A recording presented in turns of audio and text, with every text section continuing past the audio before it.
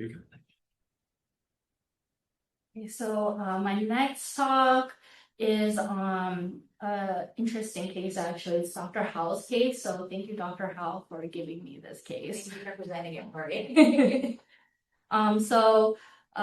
This is a patient. She's a young woman who has a history of diagnosed with thin basement membrane nephropathy 7 years earlier. She had, and I'll show the biopsy. She had a biopsy 7 years prior, and she's had proteinuria at that time, but that proteinuria has worsened to nephrotic range. So this is just a biopsy from 7 years ago. You can see that the glomeruli look normal, but on the EM it did show diffuse thinning for even her age. She was 13 years old, but 120, the mean of 207, but more than 50% of it was below what is considered normal for that age. Yeah. So this is the current biopsy, the one that she had more recently. And you can see the light microscopy did show several FSGS lesions. The other glomeruli look normal, except for like about 8% of the sample glomeruli. And then in immunofluorescence, it was completely negative. So it looks like maybe this is an FSGS from like maybe some collagen disorder. Maybe she has outports that doesn't have extrarenal symptoms.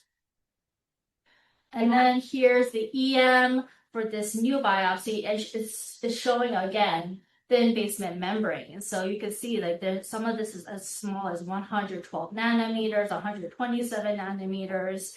So this looks like this is going along with what she had with the previous biopsy. And we had immunofluorescence done for collagen alpha 3 and collagen 4 alpha 3 and 5 chains, and those were intact, but intact staining doesn't rule out a collagen 4 disorder. So this is looking at it on the other foci. You can see some of these GBMs are thick, and you can already tell there's this electron dense stuff in the GBMs.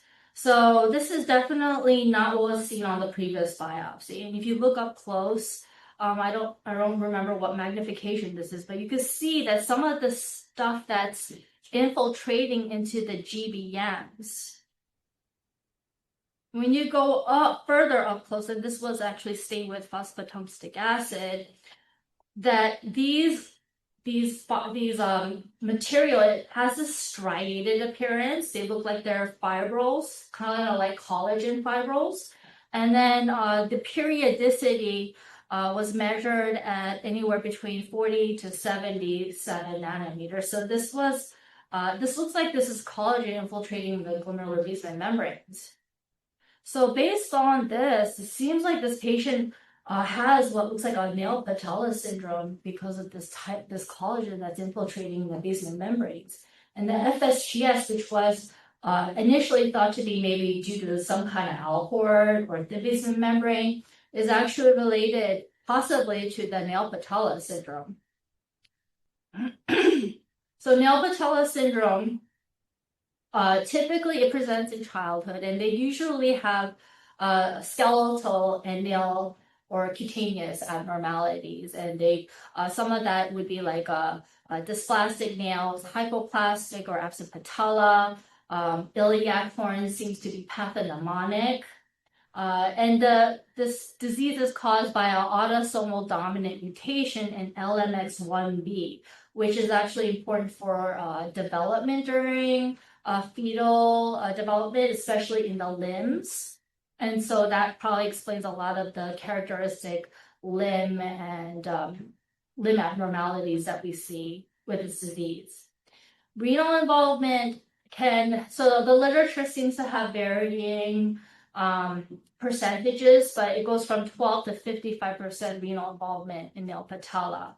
And these patients, usually they can have low-grade proteinuria, some hematuria, but they rarely ever progress to end-stage renal disease. I think about 10% can have end-stage. And what happens is that the LMX1B mutation is very important for GBM structure and function. They do regulate several genetic genes that are important for podocyte and GBM maturation. So for LMX1B can actually regulate slit diaphragm proteins, so things like podocyte, CD2AP. It regulates expression of type 4 collagen, namely alpha 3 and 4 chain of type 4. And so that kind of makes you wonder, is that why we have thin basement membranes in this case? So there is literature out there that do show some port-like changes in the basement membrane. So I don't know if that's related to maybe its involvement with type 4 collagen, but I think that's interesting. And then there's also type 3 collagen regulation as well. And a lot of what we're seeing in this basement membrane, they look like they're type 3 collagen. This is what you see usually in the interstitium. Type 3 collagen is normal in the interstitium, and but is not normal in the glomeruli. You don't really see it in the glomeruli. So the fact that it's even in the basement membranes is not normal. And some of the literature, they describe it as having a moth-eaten appearance. So the collagen that's infiltrating is surrounded by this electrolucency that's called moth-eaten.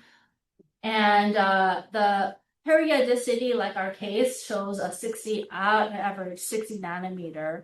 So that's typical of a type 3 collagen.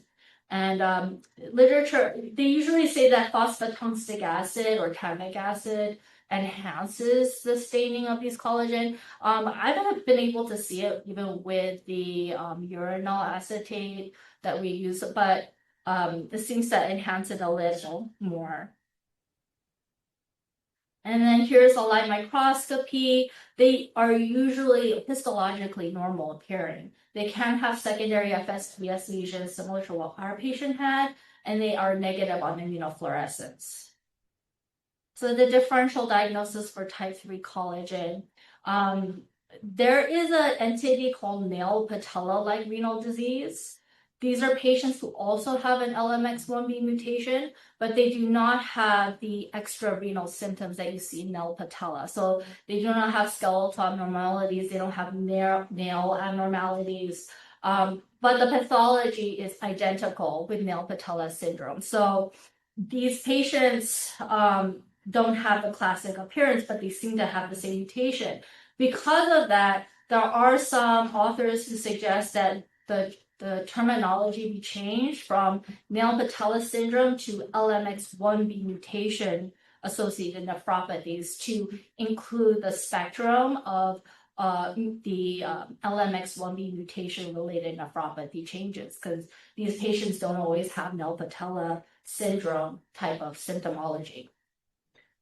And then there's congenital fibrotic glomerulopathy. This is a picture of a case that I had a while back.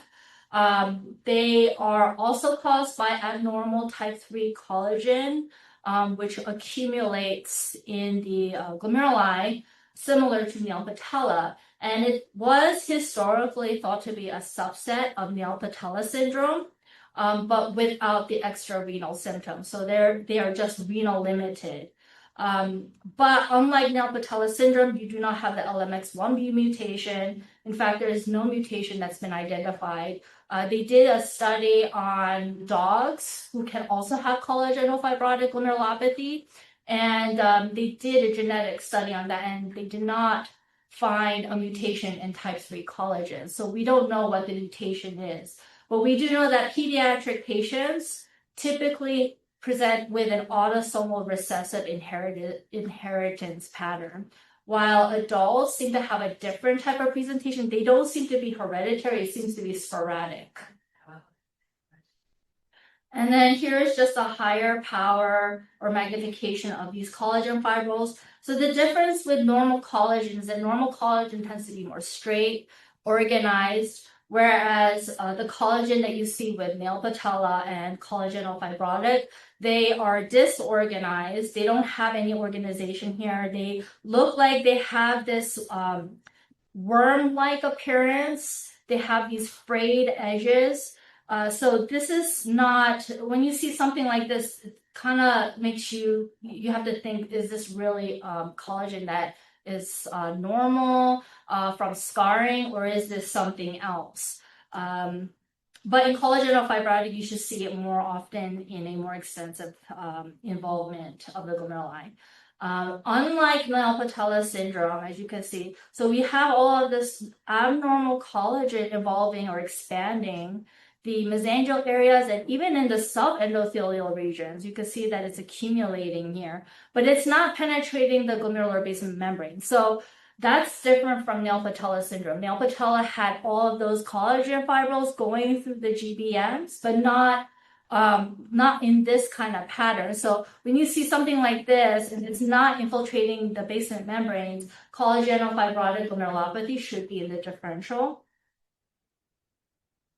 Light microscopy, it tends to also look different. So you have an MPGN-like pattern of injury. You can see that this is the silver stain. And the silver stain is very weak. It's not staining those collagen fibrils that we saw in electron microscopy.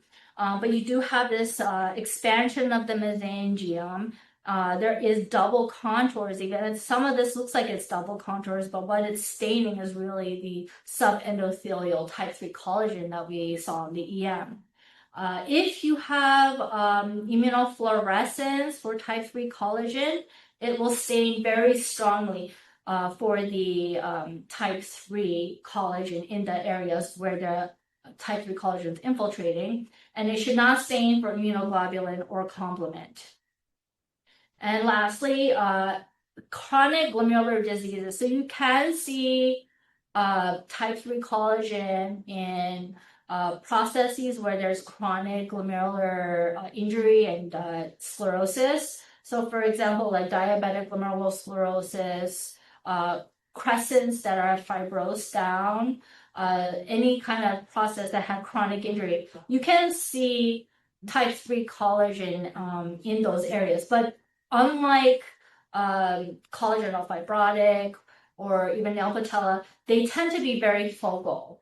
So it's not dispersed, it's not diffuse, it's very focally involved. So that's one thing. And then the other is that the collagen should not look like they're worm-like. They don't have that disorganized, curved, frayed, comma-shaped appearance that you would see in those other two disease processes. So just to get back to our patient, so physical exam, they did see that she has some dysplastic nails. And even her mother has some abnormalities with her nails. She's got some, this, you can see that it just doesn't look like it's normal, it's dysplastic. And her child also had some skeletal abnormalities. It seems like there's something with her patella. The patella is overlying the lateral femoral condyle. So this is definitely seems like there's some kind of like genetic thing going on here. So they did a genetic testing, and it did confirm an LMX1B mutation that was pathogenic and heterozygous. And they did also do a test for the Alport syndrome panel, and it was negative. So it seems like her disease process, even from back 7 years prior, might have been related to the LMX1B. It's just that she didn't have those fibrils back then. So, and that's it. That's all I have.